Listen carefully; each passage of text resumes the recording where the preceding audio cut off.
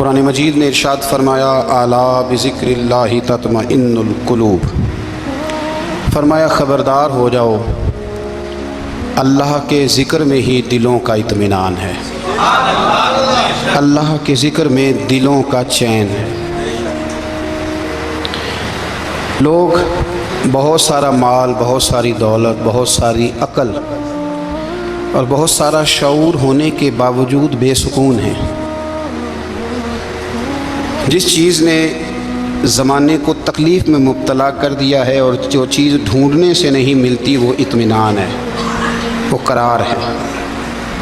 لوگ بھیک مانگتے ہیں، منت کرتے ہیں، دہائی دیتے ہیں کہ کہیں سے سکون کی دولت مل جائے، لیکن وہ میسر نہیں آ رہی۔ بڑے بڑے لوگ ہیں، اور میں عرض کر چکا ہوں کہ مالدار بھی ہیں اور عقل مند بھی ہیں، باشعور ہیں، پڑھے لکھے ہیں، پر قلبی سکون، راحت، اطمینان، چین انہیں میسر نہیں آ رہا۔ راتیں جاگ کر گزر جاتی ہیں، دن آزمائش میں بیت جاتا ہے۔ وہ کبھی اس کے لیے ٹھنڈے علاقوں کا سفر کرتے ہیں، کبھی دوستوں کی مجلسوں میں جا کر کے بیٹھتے ہیں، کبھی گھر سے دور اکیلے میں تنہائی میں وقت گزارنے کی کوشش کرتے ہیں، لیکن دولت سکون ناپید ہوتی ہے، میسر نہیں آتی۔ عرش کا رب فرماتا ہے کیوں تو بھٹکتا پھرتا ہے، کیوں دائیں بائیں جاتا ہے، چپ کر کے مسجد آ جا اور لوگوں سے بچ کے تنہائی میں میرا ذکر کر۔ اللہ ملے گا کیا؟ فرمایا اعلیٰ بذکر اللہ تطمئن القلوب، میں تیرے بے چین دل کو چین عطا کر دوں گا۔ وہ تیرا تڑپتا اور پھڑکتا ہوا مزاج، اسے میں سکون کی دولت دوں گا۔ یہ تجھے کہیں اور نہیں ملے گا، یہ میری یاد میں ملے گا۔ یہ چین، قرار، سکون تجھے یہیں میسر آئے گا۔ اطمینان قلبی زندگی کا حسن ہے بھائی، دولت سکون اصل ہے۔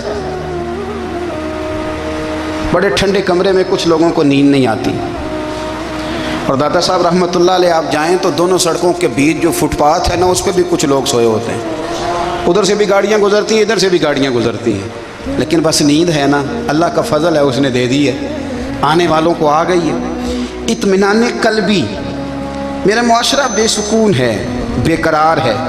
مجھے کچھ لوگ کہتے ہیں جی میں آج کل بڑا بور ہو رہا ہوں، تو میں کہتا ہوں یار ہمیں تو ٹائم ہی نہیں ملا آج تک بور ہونے کا، نہیں وقت ہی نہیں اتنا میسر آیا، کون سا ٹائم نکالے جس میں بندہ بور ہو؟ وہ تو ہے کہ انسان کچھ فارغ ہو، کہیں اس کے پاس گنجائش ہو تو بور بھی ہو لے۔ کیسے بور ہو لیتے ہو؟ یہ کیا ہوتا ہے بور ہونا؟ زندگی میں اتنا وقت ہی کہاں ہے کہ انسان بور ہوتا پھرے اور یہ تصور بناتا پھرے کہ میں بڑی آزمائش میں ہوں، تو میں بڑے بور ہو رہا ہوں، تو میں بڑی تکلیف میں ہوں۔ تو وقت بہت زیادہ ہے ہمارے پاس، لا یعنی کاموں میں ضائع بڑا ہوتا ہے، تو ہم بور ہوتے ہیں، پریشان ہوتے ہیں۔ اللہ فرماتے ہیں یہ جو میری یاد ہے نا، لیکن اس کا بھی ایک طریقہ ہے یاد کا، اس طریقے سے اگر میرے رسول کریم علیہ السلام نے فرمایا اللہ کا ذکر اس طرح کرنا کہ دیکھنے والا تمہیں دیوانہ سمجھے، لوگ سمجھیں کہ کوئی مجنون ہے، کوئی جنونی ہے، کوئی پاگل ہے۔ یہاں اللہ تعالیٰ معاف کرے، آپ ذکر کی مجلس چھیڑیں، آپ ناز شریف کی مجلس چھیڑیں تو بہت سارے لوگ پروفیسر بن جاتے ہیں، وہ ساری نہیں ہلاتے، ان کی زبانی حرکت میں نہیں آتی۔ حالانکہ رب کریم کا ذکر اس طرح کرو کہ دیکھنے والا تمہیں دیوانہ سمجھے، کہیں اور کھونے کی ضرورت ہی نہیں۔ میرے حبیب گویا ہمیں فرماتے ہیں تو رب کے ذکر میں اس طرح کھو جا کہ تجھے دنیا کا خیال ہی نہ رہے، تجھے پھر دنیا کی ہوش نہ رہے۔ لیکن اگر نماز میں بھی خیال غیر آئے، ذکر میں بھی توجہ کہیں اور ہو، زندگی میں وہ عجیب لمحہ تھا، وہ میرے ساتھ تھا اور میں تنہا تھا۔ اگر ماحول یہ ہو کہ آپ کہیں جسم کے ساتھ تو موجود ہوں، روح موجود نہ ہو، تو پھر لذت ذکر بھی میسر نہیں آتی، پھر کیف نہیں حاصل ہوتا۔ یاد رکھیں کہ اس طرح کھو کے رب کی یاد کہاں سے کیف آئے؟ الجھ ہی بڑا گئے ہیں۔ وہ مستی، وہ سرور، وہ کیف جو اللہ کے ذکر میں ہوتا تھا، جو کبھی مرشد کامل کے سامنے بیٹھ کر لوگ اللہ اللہ کرتے تھے تو لگتا یہ تھا کہ یہ یہاں ہیں ہی نہیں، یہ تو کہیں اور چلے گئے ہیں، یہاں موجود ہی نہیں۔ لیکن اب وہ موج نہیں، وہ شوق نہیں، وہ درد نہیں، وہ ذیل نہیں۔ اقبال تڑپ کے کہا کرتے تھے خیرت کی گتھیاں سلجھا چکا ہوں، یا رب مجھے صاحب جنوں کر دے۔ اللہ مہربانی فرما وہ کیفیت دے، وہ سرور دے۔ زندگی میں اگر اطمینان چاہتے ہو تو کبھی کبھی سب کچھ بھول کے نا تو مست ہو جایا کرو رب کی یاد میں۔ کبھی کبھی چھوڑ دیں دنیا، چھوڑیں یار موبائل کسی وقت، کریں اس کو بند، چھوڑیں اس بات کا خیال کہ فلانے نے سلوٹ کیا ہے کہ نہیں کی، چھوڑیں۔ حضرت باجزید بستامی رحمت اللہ تعالیٰ علیہ فرماتے ہیں میں نے اعتکاف کبھی اپنی مسجد میں نہیں کیا، اس لیے کہ سارے ہی ہاتھ چومنے والے، سارے ہی پیار کرنے والے۔ فرماتے میں جب اعتکاف کرتا تھا تو میں بستان سے دور نکل جاتا تھا جہاں کوئی مجھے جاننے والا نہ ہو۔ اٹھ بلیا چلو اتھے بسیے جتھے وس دے نہیں سارے ینے، نہ کوئی ساڈی ذات پچھانے تے نہ کوئی سانو مننے، چل ادھر چلیں۔ اٹھ بلیا چلو اتھے وسیے جتھے وس دے نہیں سارے ہی انے، نہ کوئی ساڈی ذات پچھانے تے نہ کوئی سانو۔ اتنا شوق ہے سلوٹ کرانے کا، اتنا شوق ہے تعارف کرانے کا، اتنا شوق ہے اپنا بتانے کا، تو یہ چیز غلبہ کر جاتی ہے، پھر نام رہ جاتا ہے، روح نہیں رہتی، پھر وجود رہ جاتا ہے، پھر باطن کی کیفیت نہیں رہتی۔ خدا را اپنے آپ کو بے چین نہ کرو، بے قرار نہ کرو، بے سکون نہ کرو، رب کی یاد میں آ جاؤ، درود و سلام میں آ جاؤ، نعت کے حسن میں آؤ، تلاوت کی دنیا میں آؤ، سجدوں کے نور میں آؤ۔ آؤ کبھی کھول کے دل مسجد کی صفائیاں کریں، آؤ نہ کبھی کوئی بوڑھا دادی نانی دادا ان کے پاس بیٹھ کے پیر دبا کے اللہ کو راضی کریں۔ یہ کیف والی جگہ ہیں، یہ سرور والی جگہ ہیں۔ اتنی بے چین ہماری زندگی ہے، بے قرار ہے، تڑپتے ہوئے لوگ، لڑتے ہوئے لوگ، ایسے لگتا ہے ابھی ایک دوسرے کا گریبان تھام لیں گے، بے قرار بے چین۔ کسی کو انتظار کا کہا جانا کہ 10-20 منٹ کسی کا انتظار کرو، تو بعض لوگ مجھے ایسے لگتا ہے جیسے یہ ان کا کلیجہ پھٹ جائے گا، ڈاکٹر کے انتظار میں بیٹھے ہیں تو بڑے پریشان ہیں۔ کسی کو ملنے گئے ہیں کو آدھا گھنٹہ بیٹھنا پڑ گیا تو بڑی دقت میں ہیں۔ اپنے آپ کو سکون دیں۔ آپ یقین کریں بڑا مزہ آتا ہے، کبھی کسی کا انتظار کرنا پڑے تو 2-4 تسبیح درود شریف پڑھی جاتی ہے، یعنی ذوق بن جاتا ہے کہ چلو اللہ نے موقع دیا ہے، کوئی سرکار کو یاد کر لیں، تنہائی مل گئی۔ ہمارا مزاج جس سختی کا شکار ہے وہ سختی آہستہ آہستہ ہمیں زیادہ آزمائش میں ڈال گئی۔ تو میرے بھائی زندگی میں اطمینان حسن ہے، اور وہ سب سے زیادہ اللہ کی یاد میں ملتا ہے، وہ سب سے زیادہ رب کریم کے ذکر میں، سب سے زیادہ جو چاہتا ہے نا دل ٹھنڈا رہے، زبان میٹھی رہے، وہ مدینے والے محبوب پہ درود و سلام پڑھا کرے، وہ حضور پہ درود و سلام پڑھا کرے، زبان میٹھی رہے گی۔ میرا ذاتی تجربہ ہے کہ جو آدمی اپنے اخلاق سنوارنا چاہے وہ حضور پہ درود شریف پڑھے، جو اپنے اخلاق سنوارنا چاہے، طبیعت کو ٹھنڈا رکھنا چاہے، وہ درود شریف پڑھے، اس کا دل سکون میں آئے گا۔ کچھ کام اور ہیں زندگی میں اطمینان کے لیے، ان کا ہونا بھی بڑا ضروری ہے۔ سب سے پہلے اگر آپ چاہتے ہیں نا زندگی میں سکون ہو تو حقیقتوں کا سامنا کرنا سیکھیں۔ آپ جو ہیں وہ رہنا سیکھیں، جو آپ نہیں ہیں وہ بننے کی کوشش نہ کریں۔ حقیقت کا سامنا کرو گے تو زندگی اطمینان میں آ جائے گی۔ ہم نے نا بہانے بنا لیے ہیں، ہیلے بنا لیے ہیں، جھوٹ کے سہارے اپنے آپ کو اونچا کر لیا۔ ایک آدمی سے کہا جاتا ہے تو رشوت نہ لے، تو کہتا ہے میں غریبوں سے نہیں لیتا۔ تو میرا سوال یہ ہے کہ امیروں کا حساب لینے کی اللہ نے تیری ڈیوٹی لگائی ہے، تیرے ذمہ لگایا ہے کہ تو امیروں کا حساب کر، تمہیں کیا ضرورت پڑی ہے؟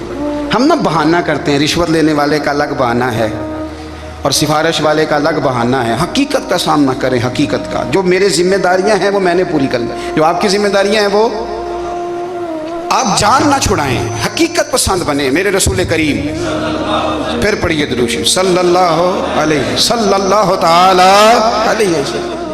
حضور صلی اللہ علیہ وسلم نے فرمایا کہ میری بیٹی سیدہ فاطمہ الزہرا رضی اللہ تعالی عنہا صرف جنتی نہیں، جنتی عورتوں کی سردار ہے۔ لیکن حضور نے یہ بھی فرمایا کہ فاطمہ یہ خیال رکھنا اگر اللہ نے حساب پوچھا تو حساب تم نے خود دینا ہے۔ حقیقت کی طرف توجہ کرائی حضور نے، وہ صرف جنتی نہیں، جنتی عورتوں کی سردار ہیں، پر حقیقت کی جانب توجہ۔ میں حقیقت یہ ہے کہ اگر مالک نے حساب پوچھا تو اس کی تیاری بھی کرنی ہے۔ دیکھیں نا ہمیں کچھ یقین نہیں، اللہ معاف کرے کہ ہمارا حساب کیسا ہوگا، لیکن کتنے آزاد ہیں۔ یعنی بڑی دلیری سے بندے کہتے ہیں فجر نہیں پڑھتا جی، 3 پڑھتا ہوں جی، شاہ رہ جاتی ہے جی، کپڑے صاف، بڑی دلیری سے۔ اور سیدہ فاطمہ الزہرا نے ساری رات مصلی آباد رکھا ہے، حالانکہ انہیں یقین تھا کہ رب مجھے بغیر حساب کتاب جنت دے گا۔ حقیقت کا سامنا کریں، جو حقوق آپ کے ہیں وہ آپ نے ادا کرنے، جو ذمہ داریاں ہیں وہ ذمہ داریاں ہیں۔ دیکھیں نا حضرت موسیٰ کلیم اللہ علیہ السلام کے پاس اسرائیل روح نکالنے آئے تو حضرت موسیٰ نے تھپڑ مارا، آنکھ نکال دی۔ واپس گئے، اللہ انہوں نے تو جلال فرمایا، کہا موسیٰ علیہ السلام سے کہیے بیل کی پشت پر ہاتھ رکھیں، جتنے بال ان کے دستے مبارک کے نیچے آئیں گے اتنے 1000 سال ان کی عمر بڑھا دی جائے گی۔ یعنی میرے کان میں کوئی بتا دے کہ جناب 60 سال بڑھ گئی، کیا آپ کے کان میں کوئی کہہ دے تو خوشی ہوتی ہے کہ نہیں؟ لیکن یہ حقیقت پسندی نہیں، اس لیے کہ 60 بھی گزر جائیں گے، 70 بھی، یہ حقیقت نہیں۔ حضرت موسیٰ کلیم، چلے میں مثال دیتا ہوں، سمجھ لیں 10 بال، حالانکہ بہت زیادہ آتے ہوں گے، 10 بال اگر حضرت موسیٰ کے ہاتھ کے نیچے آئے تو 10,000 سال تو عمر بڑھ گئی نا۔ 10 یعنی 10 سال نہیں، 10 100 نہیں، 10 بہت زیادہ تھی نا۔ حضرت موسیٰ کلیم اللہ علیہ السلام سے آ کے عرض کیا گیا، حضور بیل کی پشت پر ہاتھ رکھیں، جتنے آپ کے ہاتھ کے نیچے بال آئیں گے اتنے 1000 سال عمر بڑھ جائے گی۔ تو حضرت موسیٰ نے حقیقت پسندی والی بات کی، فرمایا پھر کیا ہوگا؟ 10,000 سال کے بعد پھر کیا ہوگا؟ کہا حضور جانا تو پھر بھی ہے، فرمایا پھر ابھی چلتے ہیں۔ اگر جانا ہے نا، جانا ہے تو پھر، اگر جانا ہے تو پھر ابھی۔ اور سجنوں اگر نماز پڑھنی ہے تو ابھی کیوں نہیں؟ اگر داڑھی رکھنی ہے تو پھر رمضان کا انتظار کیوں کریں؟ ابھی کیوں نہیں؟ اگر سچ بولنا ہے تو پھر، اگر رزق حلال کھانا ہے تو پھر انتظار کا ہے گا۔ حقیقت ہوتی ہے، بہانہ ہوتا ہے، حقیقت چھپ نہیں سکتی بناوٹ کے اصولوں سے، کیونکہ خوشبو آ نہیں سکتی کبھی کاغذ کے پھولوں سے، یہ بات یاد رکھیں۔ اگر جانا ہے تو حضرت کلیم فرمانے لگے پھر 10,000 سال کے بعد بھی جانا ہے تو آج بھی۔ ہمیں بے قراری زندگی میں اس لیے کہ ہم حقیقت پسند نہیں، ہم بہانوں میں، ہم ہواؤں میں جیتے ہیں، ہواؤں میں، خیالات میں زندگی گزارتے ہیں۔ بڑا ٹائم پڑا ہے، مثلاً کتنا میرے رسول کریم صلی اللہ تعالیٰ علیہ وآلہ وسلم نے ایک دن صحابہ سے فرمایا تمہیں حیا نہیں آتی؟ حضور کیا ہوا؟ فرمایا وہ والے مکان بناتے ہو جن میں تم رہ نہیں سکتے، وہ والا مال جمع کرتے ہو جو کھا نہیں سکتے، حیا نہیں آتی؟ عرض کی حضور حکم کریں تو محبوب فرمانے لگے جوتے کا ایک تسمہ بند کرتا ہوں تو سوچتا ہوں دوسرا بند کرنے سے پہلے موت آ جائے گی، ایک سانس اندر جاتی ہے تو دوسرا آنے سے پہلے میں یاد کرتا ہوں کہ مجھے دنیا سے جانا ہے۔ تمہیں حیا نہیں آتی؟ وہ مکان بناتے ہو جن میں رہ ہی نہیں سکتے، وہ مال جمع کرتے ہو جو کھا، حقیقت پسند نہیں بھائی ہم۔ بہت سارے لوگ ہیں بڑی باتیں سناتے ہیں، بڑی، میں کہتا ہوں اصل میں نا زیادہ باتیں سنا کے نا بیچارہ اپنے آپ کو مطمئن کرنا چاہتا ہے، اصل بات یہ ہے کہ اندر سے نا ہلا ہوا ہے، کچھ بھی نہیں۔